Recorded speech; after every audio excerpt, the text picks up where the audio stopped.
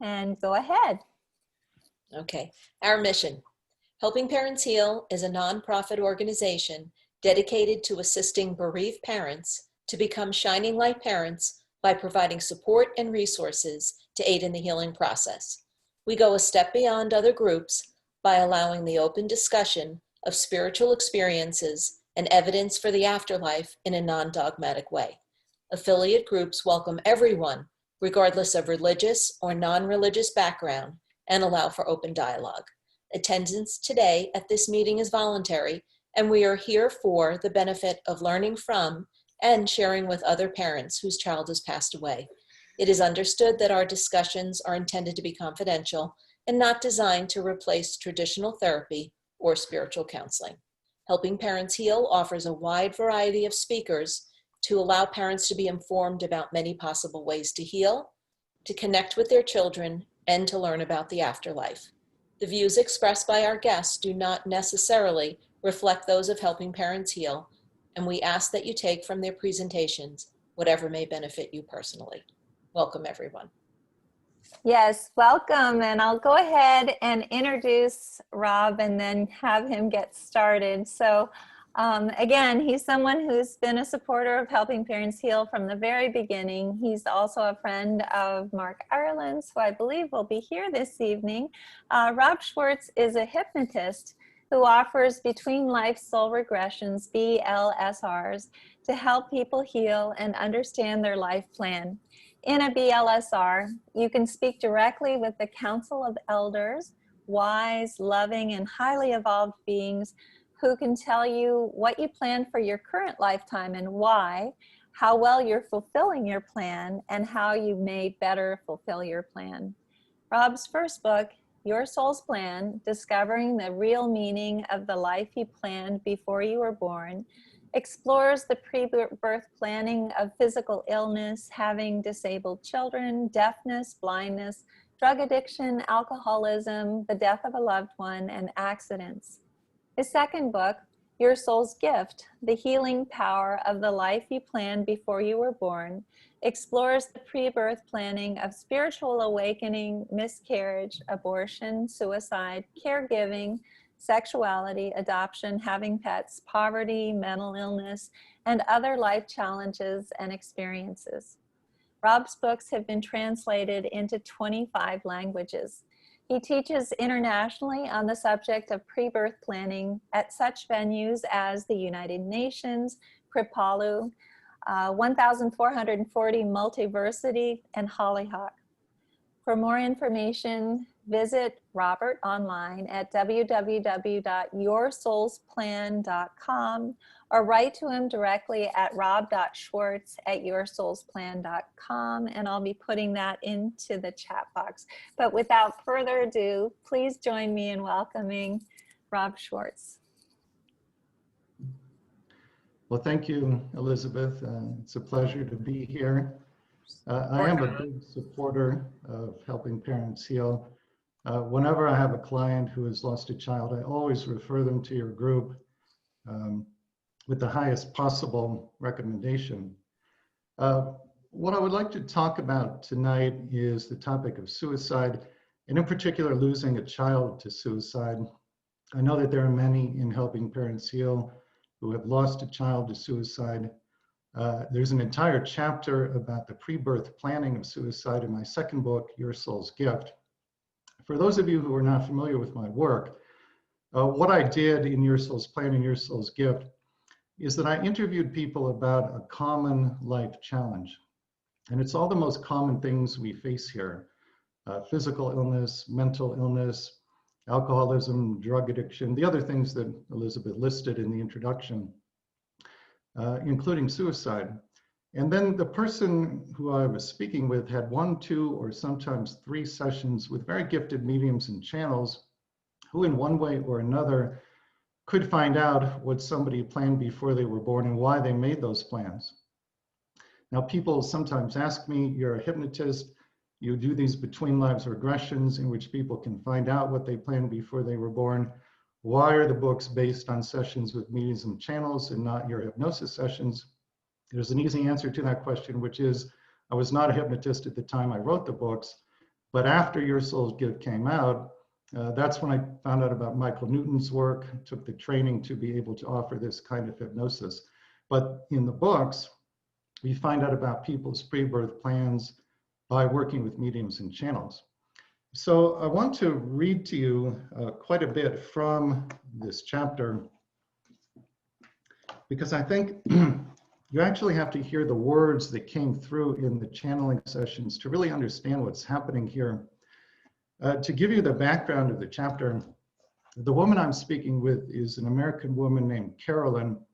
Her only child, a son named Cameron, took his own life shortly after he graduated from high school. So this was at a time in Cameron's life when Carolyn thought he was about to go off to college, start doing great and exciting things in the world.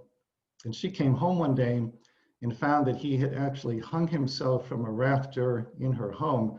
And she was the one who had to climb up there, cut the rope, and bring her son's body down. So Carolyn and I worked with a channel in the Netherlands whose name is Pamela Krabbe. Pamela channels, among other beings, Jesus. And when he speaks through her, he uses his given Hebrew name, which is Jeshua, or sometimes pronounced Yeshua. I'll just refer to him as Jesus tonight, since that's the name most of you know. So toward the beginning of the channeling session, Jesus comes in, and I ask him, is suicide planned before we're born? And he says that it is never planned as a certainty, but it is planned as a possibility, or sometimes a probability, or rarely a probability so high as to be almost certain. And he says this was the case with Cameron.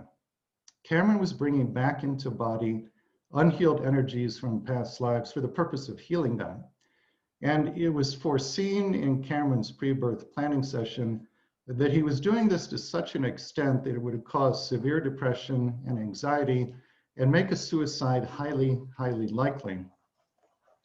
Now, you might ask the question, why would any soul plan that kind of a life? Well, some souls are very ambitious. They're trying to accomplish a great deal in a particular lifetime, and Cameron was one of those souls. Also, your perspective when you plan a life is very different than your perspective when you're in body. When you're on the other side, you're very much aware that a lifetime is actually very brief, that nobody is permanently harmed by anything that happens here, and yet the wisdom and the healing and the growth that come out of a lifetime, become part of you literally for all eternity. So from that perspective, that a lifetime is very brief, nobody is permanently harmed, and yet the wisdom becomes part of you for all eternity. From that perspective, it actually does make sense that souls would plan very big challenges. So then Jesus steps aside and Cameron comes in. And I want to read you a little bit of what he says to his mother, Carolyn. He says, when I came here, I was bewildered and confused. I had not counted on an afterlife at the moment I took my life, but there were guides present beckoning me. I was very lucky to see them. Now, why does he say he was lucky to see them? I think the reason he says that is that many, many people who have taken their own lives, when they're contacted through mediums and channels, they say that when they first crossed over to the other side, they were in what they refer to as a gray zone. It was just gray all around them. They couldn't see anything else. And then after some passage of quote unquote time, they move out of the gray zone and into the light. Cameron does not have that experience. He sees his guides from the moment he crosses over. But I think he's aware of the fact that his experience is atypical and that the most common experience is to perceive the gray zone. And I think that's the reason why he says he's lucky to see his guides. So then Cameron continues. I reached out to them and they told me what had happened. You're on the other side now, they told me, and I was struck with grief. They actually showed me my dead body to convince me that I was really dead. I wasn't aware of this as I was in a state of panic when I killed myself. After I crossed over, they took me to a place of learning and recovering. The first period of time was very difficult. I wanted to go back to Earth, to you, to my family and friends. I could not accept that it was so final. I was full of regret and bewilderment.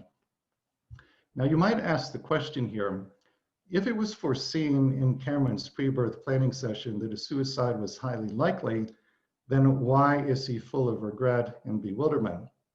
The answer to that question is that when we first cross over to the other side, full memory of the pre-birth plan does not come back immediately, it comes back gradually. So at this point, Cameron actually doesn't remember that the suicide was discussed in his pre-birth planning session. So he continues, and it was hard to find peace of mind. I often traveled back to you and my friends, wanting desperately to talk to them, to let them know I was around. Some listened, others I couldn't get through to. Some I reached in the dream state. I certainly got in touch with you. We had some deep conversations with each other during the dream state. You were full of sadness and questions. My guides had to stand by me during those talks because I was so full of grief and sadness myself. I just wanted to come back to you and try again. It took a long time before I accepted that I had done it, that I had really left my life behind, and that I had to start over again. In my talks with you, I tried to tell you that I truly appreciated who you are as my mother and that you didn't fail me. No one failed me. This, as I understand it, is the single most common remark people make who have taken their own lives when they're contacted through mediums and channels. They all emphasize this was my choice, it was my responsibility, nobody else is to blame, nobody else failed me. So that's a little bit of what Cameron says to his mother through the channel. Then he steps aside and Jesus comes in. And I want to share with you a little bit of what Jesus says. Quote, "Suicide is not wrong," Jesus stated. "Spiritually, suicide is simply a possibility, a choice one can make among others. It is not necessarily the worst choice one could make. Let me explain. Sometimes a person can get so stuck in a certain mood, a state of mind, that it is very hard to get out of it without taking drastic measures. Life is all about change. If you get stuck in one state of mind for a long time, it becomes unbearable, and life itself will force you to do something, even if it means you take your life. While physically alive, he, Cameron, could not feel his love for his family anymore. When dead, he realized the full extent of his love, and from the soul's perspective, this was a great breakthrough. The suicide forced change upon Cameron, and in his case, it worked out well. It was a turning point for his soul." Now, why is Jesus saying this? The reason he's saying this is that when you take all of the lessons that we plan to learn here in our many lifetimes, if you distill all of them down, there's a common denominator, a common thread that runs through every single one of them. And the common thread is that we're learning lessons in how to give and receive love. That's the common denominator in everybody's life plan. So Cameron, because he had so much depression and anxiety when he was embodied, he was not able to feel his love for his family or his family's love for him. And so the most fundamental purpose for being here to give and receive love was no longer possible in his case. But now, from his non-physical vantage point, he's acutely aware of his love for his family and his family's love for him. And this is why Jesus says it's a great breakthrough for him. It's a turning point for his soul. So Jesus continues, "I only wish to state that from a spiritual perspective, there are no acts that are absolutely wrong or sinful. The deepest act of self-betrayal can lead someone into a state of inner clarity that may help forever. The darkest point may become the starting point for a new direction toward light. You see, spiritual evolution does not proceed in a linear fashion. It uses the polarities of light and dark to create dynamics and change. In saying this, I wish to take away the traditional judgment about suicide that it is the gravest sin. God or spirit does not feel this way. God has the greatest compassion for people who take their lives in despair. There is always help available for them on the other side. They're never abandoned." So this is the higher dimensional perspective on suicide. And consider how this is 180 degrees removed from the way we as a society currently look at suicide. We look at it as a terrible tragedy, a failure, a disaster. And from a third dimensional human perspective, it can be viewed that way. But the higher perspective that Jesus is giving us here is that it is not a sin. There's no judgment about it at all. And again, in Cameron's case, it worked out well. It was a turning point for his soul. Now, when I'm working on a chapter for one of my books, I try to be very much aware of the information that comes across my desk, because I know that if there's something I'm supposed to know about so that I can put it in a book and make all of you aware of it, Spirit will find a way to get that information to me. And this happened while I was working on the suicide chapter. I learned about a wonderful book by an American woman named Irene Kendig. It's called Conversations with Jerry and Other People I Thought Were Dead. It's a great title. And what Irene does in this book is that she works with a medium, and through the medium, she has conversations with her friend Jerry and other people she thought were dead. And she puts these conversations into the book. Now, the reason I'm mentioning this is that in one of her conversations with Jerry, the topic of suicide comes up. And Irene shares with her friend Jerry through the medium a true story. And I'll share it with you now. It's very simple.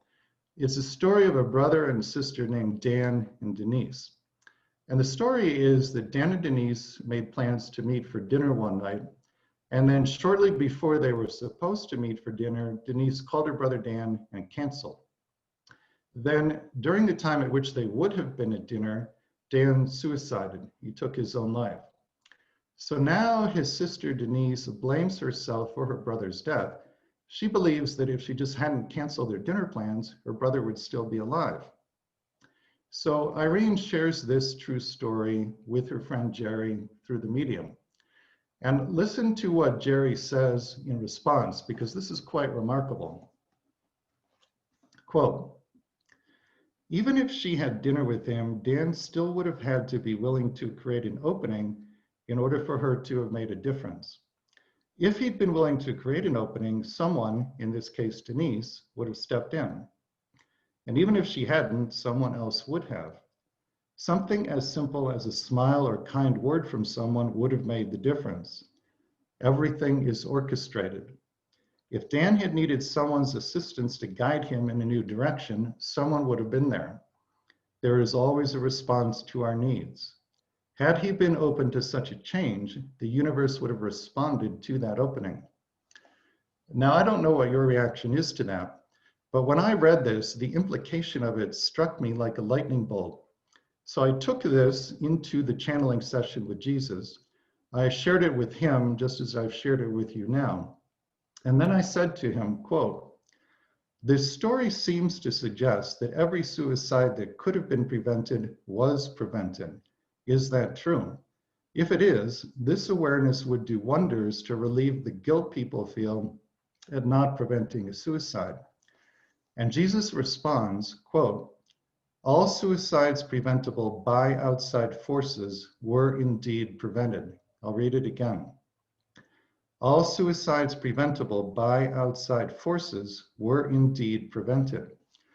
So what this means is that if you lost a child or anyone you love to suicide, there was literally nothing you could have done to prevent that.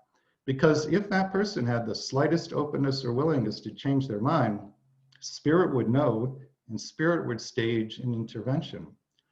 So I would say to you who have lost a child or another loved one to suicide, take any guilt or self-blame that you may feel and set it down and step away from it, because there was literally nothing you could have done.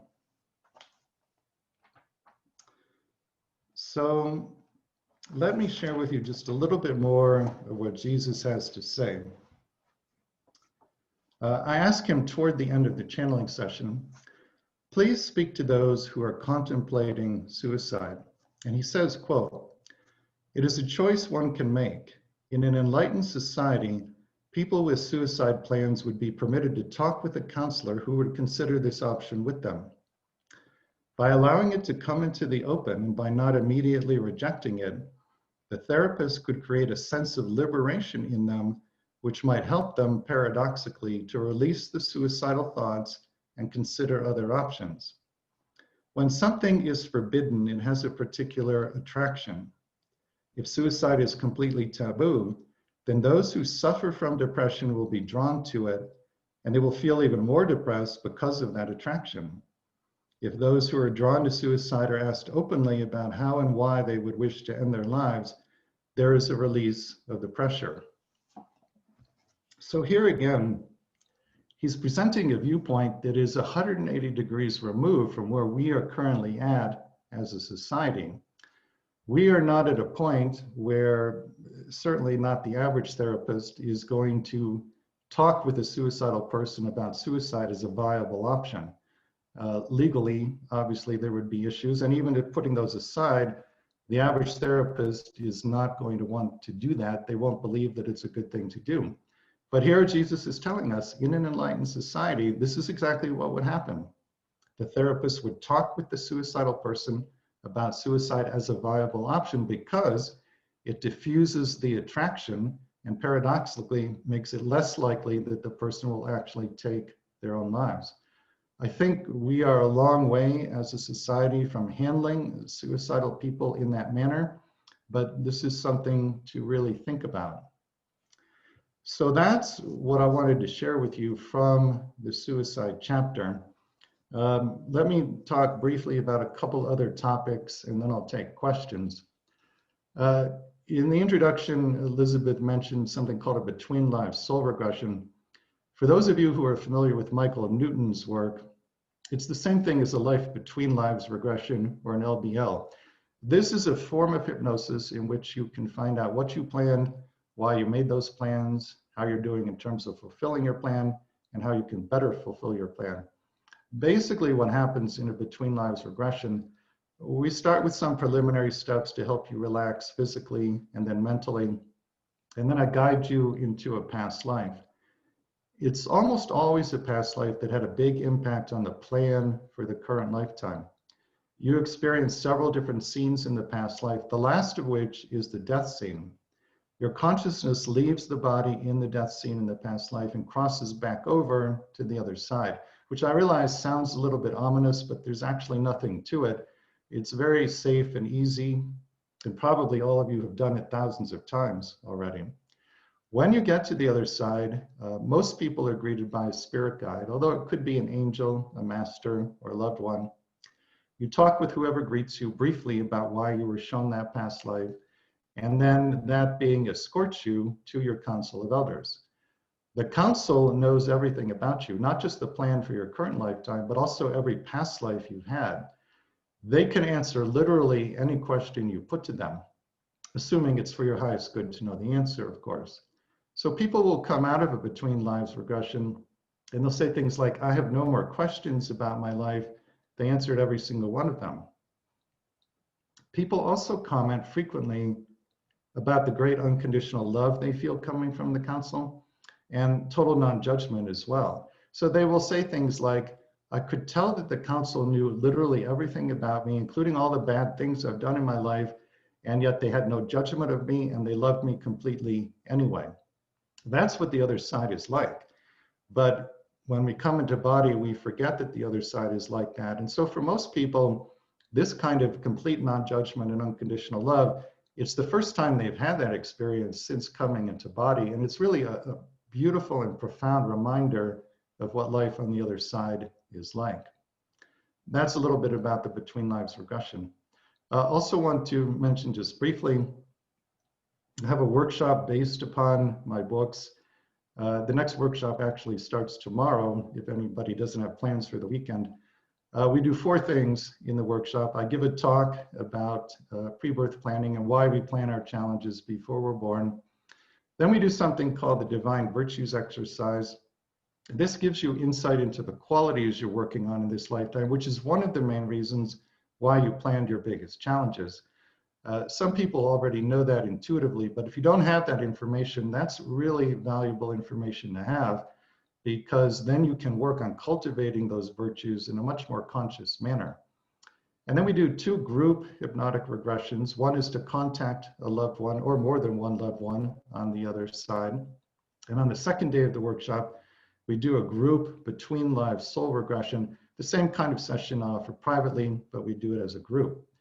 The workshop is called Awakening to Your Life Purpose, Discovering Your Life Plan, and that's what it's all about. By the time it's over, you should have a much better idea of your purpose and your plan. So more details about that are on my website, which is yoursoulsplan.com. And with that, I'll be happy to take questions.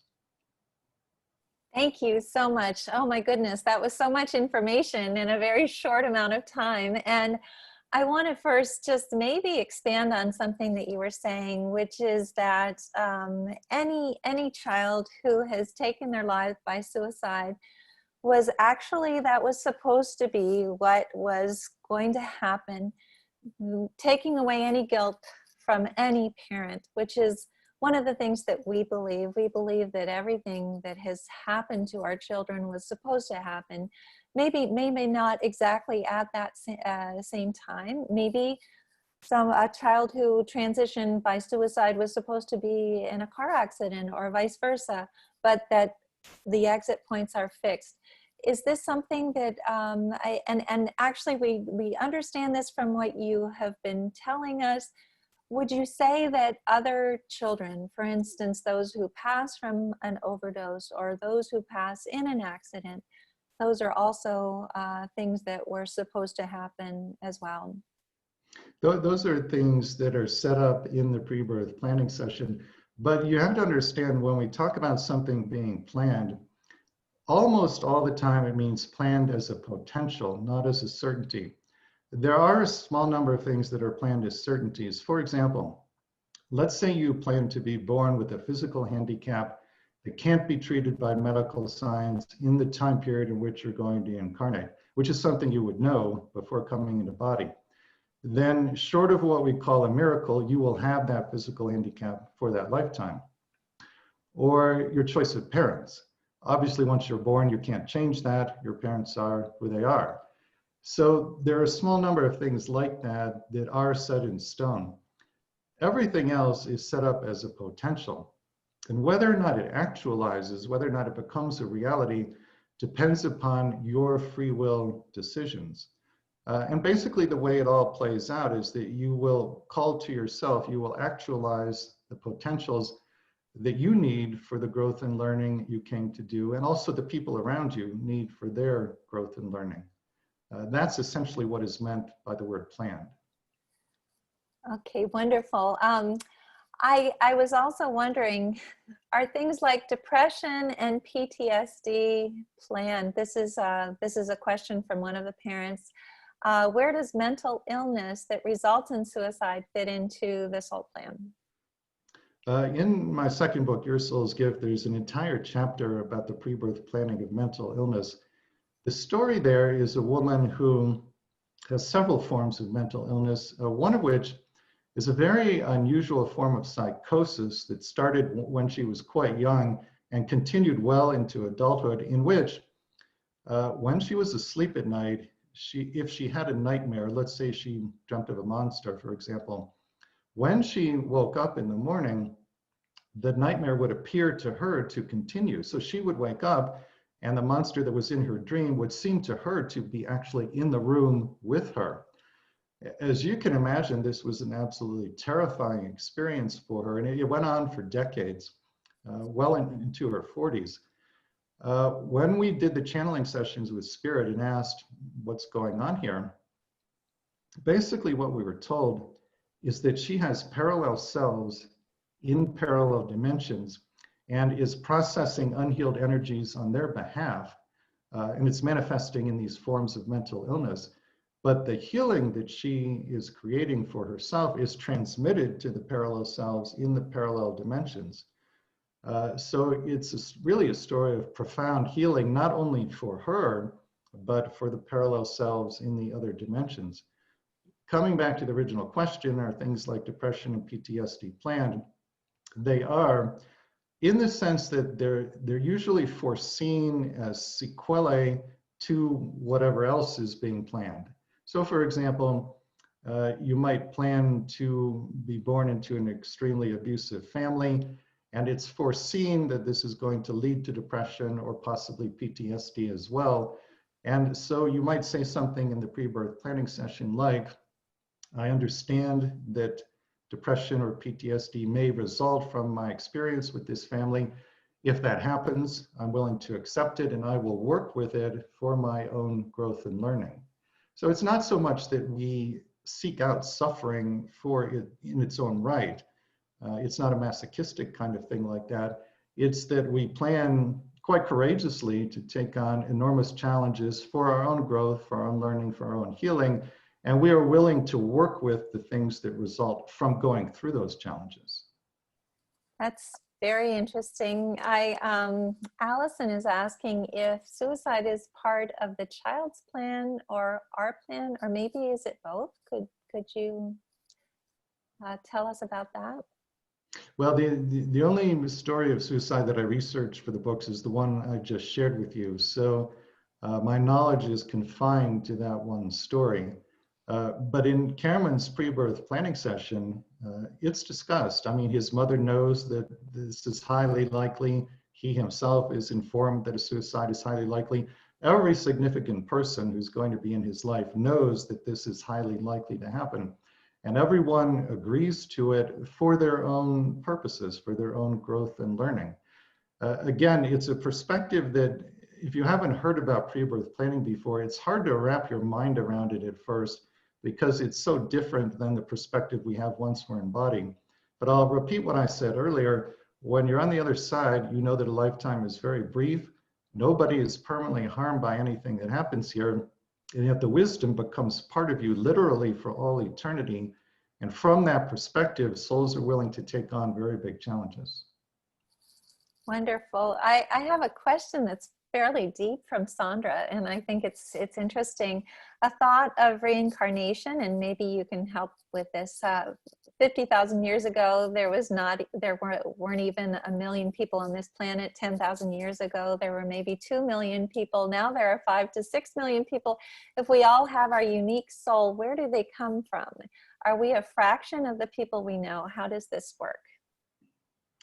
This is somewhat beyond my area of expertise, but I'll share what I believe to be true. My understanding is that a soul is what you could call a spark of God. So a soul is a very, very small portion of the energy that constitutes God. And then the personality, which would be you and me and everybody participating in this webinar, the personality is what you could call a spark of the soul. And in terms of the number of people that are on Earth now, the interesting thing that was shared with me in one of the very first channeling sessions we did for the first book, the channel consciousness said that the number of souls who want to come into body now at a time of planetary ascension exceeds the number of available bodies. And they went on to say that it's actually a 3-to-1 ratio. There are 3 times as many souls who wanted to come into body at this time than available bodies. And that's because the planet is going through an ascension process, moving from 3D to 4D to 5D, and everybody wanted to help out with this. It's considered from a galactic perspective to be a tremendously exciting time to be here, and also a time when you can accomplish more growth than you could in just about any other incarnation. And that's why there were so many souls wanting to come into body now. That's amazing. Well, speaking of which, there's a question here that I think is also fascinating. Patty is asking, do we always come back in the current time, or do we have the capability of re-entering other centuries? My understanding is that you have the ability to choose any point in linear time. So in other words, when your soul is planning a lifetime, it's as though your soul has a history book in front of it that has literally no beginning and literally no end. And the soul is flipping through the pages of this history book, looking for the optimal point in linear time where the circumstances will best facilitate learning whatever it is you want to learn in that lifetime. So there is a sequence to lives, but it's not a linear time sequence.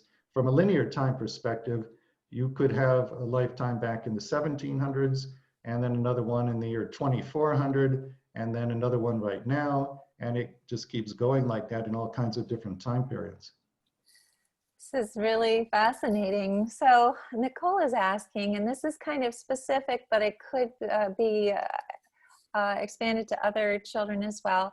What about a toddler drowning? It seems like an accident, but I believe it was planned too, and she would like your opinion on that.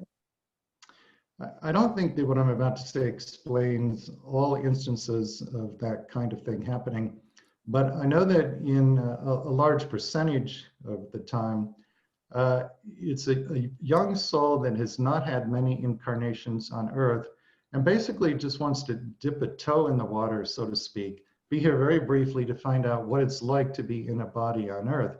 And that will work with the plans of the parents, because the parents might plan something like a profound spiritual awakening, or they plan to deepen in compassion. So if you wanted to do either of those things, losing a child is something you might plan in your pre-birth planning session, because you know that the pain of that experience is going to break your heart open. And although that will be tremendously difficult, it will allow you to do things like deepen in compassion in quite profound ways that otherwise might not be possible. That certainly is true for many of us. I know that that's true. Patty is also asking, I think this is also very interesting. And I know that you've talked about personality and the difference between personality and soul, and maybe you can go into this a little bit. Do we pre-plan different personality traits? My understanding of how this works is that your soul belongs to what you could call a certain archetype. There's a body of general literature that if you're not familiar with, you might want to look at, called the Michael system. And Michael here is not a reference to Archangel Michael. Michael is a group consciousness, a collective that has channeled a lot of information about life plan relative to soul age and soul archetype. So the soul archetype, and it's things like warrior, king, priest, and so on. The soul archetype describes the eternal qualities of your soul, the core that's at the heart of every personality and every incarnation. But then wrapped around those eternal archetypal qualities, in each lifetime, there are quirks of the personality that are unique to that lifetime and exist only in that lifetime. That's my understanding of how that works. That's fascinating.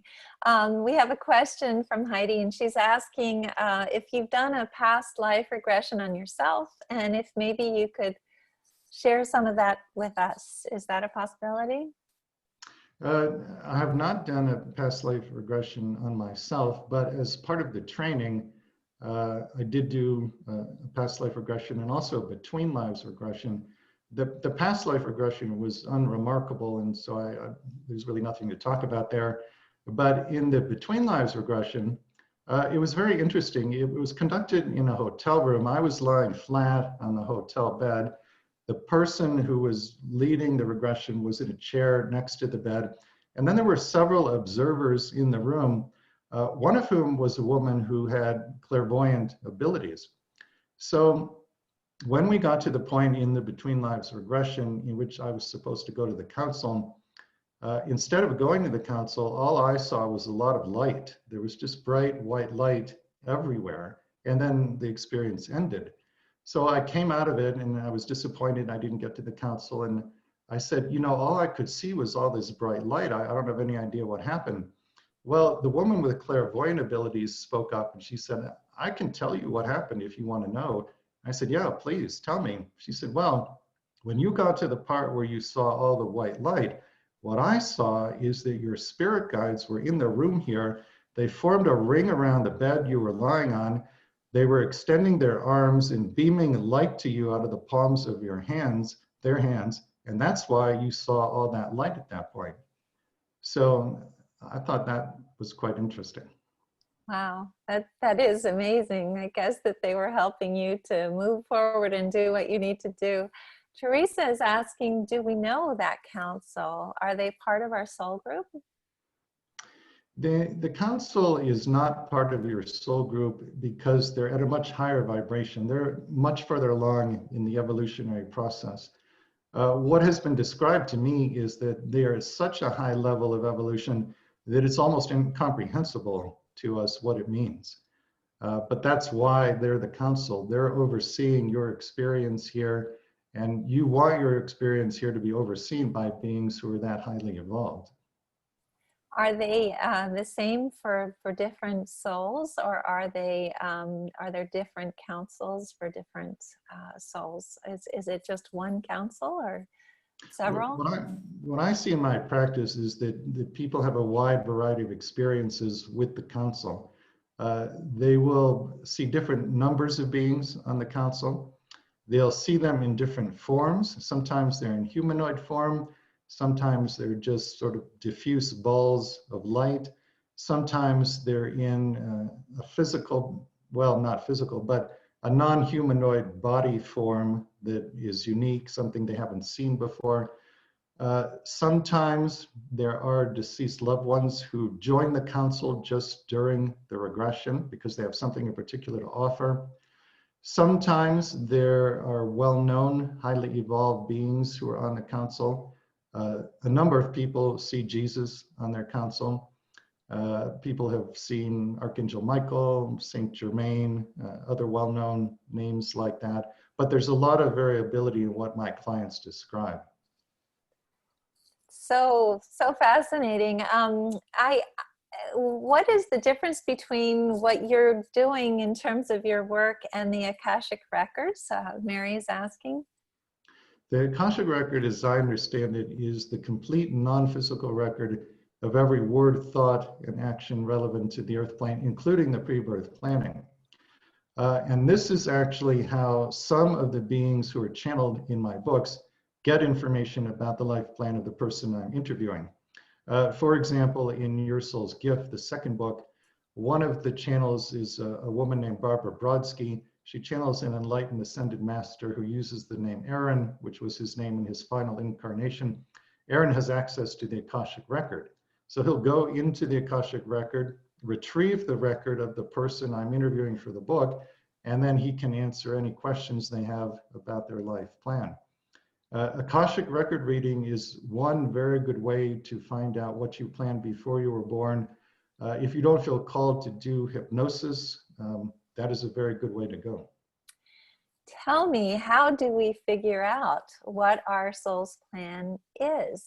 Are there ways to do so? Obviously, learning with you is possible.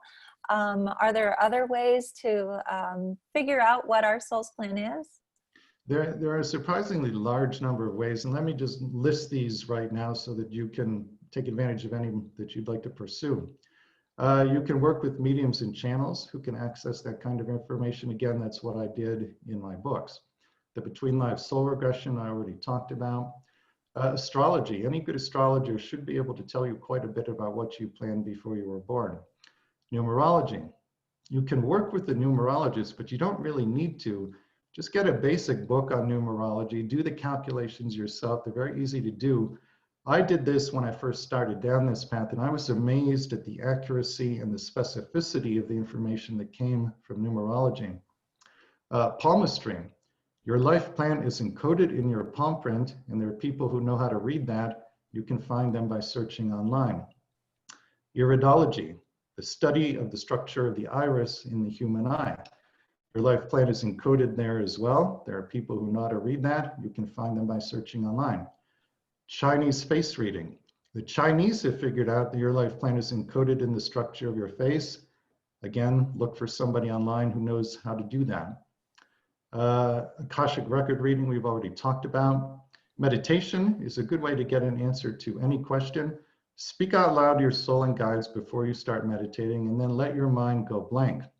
It's not so much that you're going to hear them talk to you in the meditation, although that can happen, but it's more the case that when your mind is quiet in the meditation, your guides can plant a seed that germinates some days or weeks down the road, and then you just come into some great insight about your life plan, You can't identify that it was caused by that meditation, but it will have been. Automatic writing. You should Google the term, but it's a way to train yourself to channel information from spirit. The Michael system. There are people around the world who channel Michael. Set up a session with one of them, talk to Michael directly yourself, ask Michael, what did you plan? I feel like I'm forgetting a couple of them, but anyway, that's most of them. That sounds like a huge list for us to pursue. A lot of the things that you're talking about are things that many of our parents are already doing to be able to actually connect with their children, but then this is a wonderful thing to be able to find out what our soul's plan is as well. I have a question here that I'm interested in as well, and we've asked a lot of people about this from Marie about where do our souls begin, or are they're created, or can you speak more about a young soul and an old soul to kind of understand why people call people old souls or younger souls? I have never really explored the question of how or when were souls created, other than, again, I understand them to be sparks of God, so to speak. In terms of soul age, what I know about that comes from the Michael system. And in the Michael system, there are, I think, 5 or 6 different categories of soul age. And it's something like infant, young, middle-aged, mature, and old. I might be leaving out a category, but that's the gist of it. And then what Michael says is that the life plan that you create is very much a function of your soul age and your soul archetype. So, for example, according to Michael, infant souls who just haven't been on Earth very often want to explore issues of physical survival. So they will generally incarnate in a place like Africa, which lends itself to that. And then when you go up a step to young souls, according to Michael, want to explore issues of power. And according to Michael, they tend to incarnate in a place like the United States, which lends itself to that kind of exploration. And certainly we see a lot of that going on now.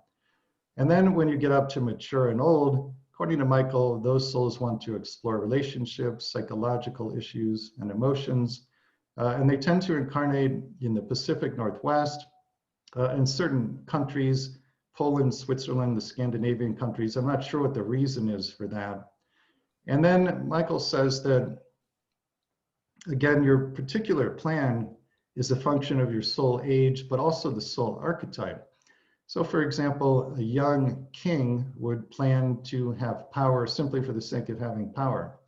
A mature or old king would plan to have power in order to use the power to be of service to others. In the Michael system, I'm a priest. A young priest would plan to do something like lead an evangelical congregation. A mature priest or an old priest would plan to do something like what I'm doing in this lifetime. That gives you a little bit of a feel for it. Wow. Okay, that's amazing. Brenda is asking, how do remote Zoom sessions work with you? Hypnosis in general kind of makes her nervous, and she's curious to know how that kind of session would work remotely. So I don't do the Between Lives Regressions by Zoom. They're all done either by phone or Skype. For the first few years that I was practicing hypnosis, I offered in-person sessions and phone or Skype sessions. And then I actually stopped offering the in-person sessions because I found doing it in person did not improve the outcomes in any way. They're just as good, if not better, by phone or Skype. And I think the reason for that is that the key to the whole thing is to relax deeply. And there are some people who relax more deeply doing it from the comfort and familiarity of their own home. So if you think about it, doing an in-person session is a very artificial, unnatural kind of thing because you have to travel to an office you've never been to, and then you're lying on a Reiki table for 3 hours, and I'm sitting next to you staring at you the whole time. That is not really conducive to relaxing deeply. But if you're in your own home, maybe we don't use the video, so you're not self-conscious, you're in your own bed, you're comfortable, you're relaxed, then you can go into trance much more easily. Well, that's really a good answer because it's interesting. I mean, especially during this pandemic, But it's interesting because I know that Suzanne Wilson says that her mediumship appointments that she has are always better done by Skype than in person, because there's no energy shield that kind of is keeping the loved one from coming through. And we had someone speaking about Reiki a couple nights ago, and she was saying that the Reiki, she was amazed, can go through the internet. You know, same thing. It's easier actually to do it through the internet than it is in person. So I'm really happy that even though we're all isolated, we can still benefit from all of these. And Nicole is asking what programs you would suggest for becoming a hypnotherapist and doing the same kind of work that you're doing. There are several different places where you can train to offer Between Lives Regressions, and I'm not sure what all of them are. One certainly is the Newton Institute. I think that they recently changed their requirements, and you have to be quite experienced already as a hypnotist before you can study with them. But check on that, because I'm not completely sure of that. I trained with a woman in Colorado named Linda Bachman. Linda actually was president of the Newton Institute at one time, and then she went out on her own and set up her own school. There's a woman in Toronto whose name I'm blanking on, who offers this kind of training. I think there's a hypnosis school in Georgia and one in California that offers it. There's a guy in the UK named Andy Tomlinson who offers it, and a couple others that I'm not thinking of right now. Well, Linda spoke to our group a couple weeks ago, so that's exciting. And she certainly left the information with us, which is wonderful. Joan is asking, what would be the benefit of soul planning to having many health issues? Is there something that would be able to be solved through soul planning? Well, there are many, many reasons why a soul might plan to have multiple health issues. Just very quickly, the 5 main reasons why we plan challenges for ourselves before we're born are balancing and releasing karma, healing, being of service to others, experiencing contrast, and correcting false beliefs or false feelings about oneself. And under the umbrella of service, a lot of that motivation revolves around the divine virtues. There's a list of 28 now that I've put together over the years that we use in the divine virtues exercise in the workshop. It's things like compassion, empathy, patience, unconditional love, faith, trust, and many others. And your thinking in the pre-birth planning session is that the challenges you plan, such as health challenges, will give you both the opportunity and the motivation to cultivate the virtues. And so by cultivating the virtues, you raise your vibration. And that's the main way in which all of us are of service to the world. Your vibration is far more powerful than any action you will ever take with your physical body. So as you cultivate unconditional love, patience, empathy, whatever virtues you're working on, and your vibration increases, that is your major form of service to humanity. That's wonderful. So I would assume from what you're saying that the most important thing, the most important reason for us to be here is to learn about love. Is that correct? Would you say that? That is the bottom line, common denominator, the common thread through all life plans. We are learning both to give and receive love. And both of those are equally important. It's not just a question of giving love to others. Most of us already believe that that's a good thing to do and are trying to do that. But that's only actually half of the equation. The other half is receiving love from other people. So if you do anything that blocks others from giving love to you, that undercuts the fundamental purpose of being here. That's something to really be mindful of. Well, that's good to know. And I have a question here from Kim about exit points and destiny points. I'm not sure if you know, are they the same thing, or is there a difference between those two? Was the second term destiny points? Yeah, destiny points. I have never actually heard of a destiny point. I've certainly heard of an exit point. My understanding of exit points is that the average person plans several and they're staggered throughout the lifetime. For the most part, you would take an exit point under one of two circumstances. One, you have accomplished or learned everything you came here to learn, and so it's time to go home. Or the opposite, your soul concludes that for whatever reason, you will not be able to do or learn what you came here to do or learn, in which case it's still time to go home. Wonderful. So I guess that what I'd like to know is, are you planning on writing any new books? Do you have anything in the works right now? I know you have a lot of different workshops that are going on, but maybe you could tell us about, you were saying something about other chapters that you're going to be writing? There is another book that I'm in final edits on now. It'll probably come out in the spring. It's about the pre-birth planning of different aspects or different challenges that come up in romantic relationships. So look for that sometime in the spring. That sounds very interesting. So there was so much information in here. I just want to tell you that so many people are thanking you.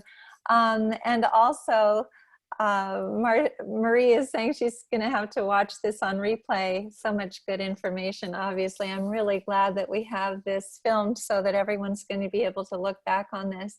I know that I've missed some of the questions because there were so many questions in here, but we only have about a few more minutes now. Is there anything that you'd like to leave us with this evening? The thought that I would leave you with is to recognize how much courage it takes for you to have come here to Earth. As I understand it, Earth is literally the most difficult planet in our universe on which to have an incarnation. And after you've had a lifetime here, it becomes part of what is called your energy signature.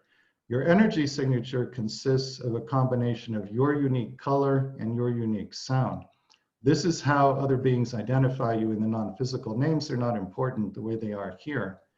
So as I understand it, after you've had an incarnation on Earth, and when this lifetime is over and you're traveling around the universe doing whatever it is you choose to do, other beings will see in your energy signature that you were on Earth.